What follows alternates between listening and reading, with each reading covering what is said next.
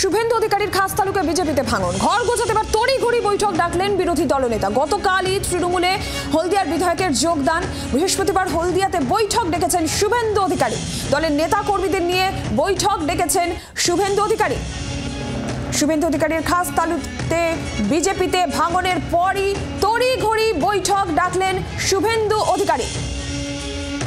সাংসদ অভিজিৎ গঙ্গোপাধ্যায় কি বলেছেন শুনব।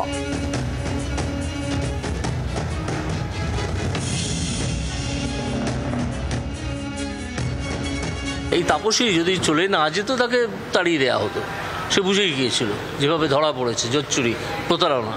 তো এখন তাদের যাদেরকে সরিয়ে দেওয়া হচ্ছে তারা যদি অন্য দলে ঠাঁই পেয়ে যায় তাহলে তো তাদের উৎসাহ বাড়ে, মানুষের উৎসাহ কমে, গণতন্ত্রের প্রতি মানুষের উৎসাহ কমে।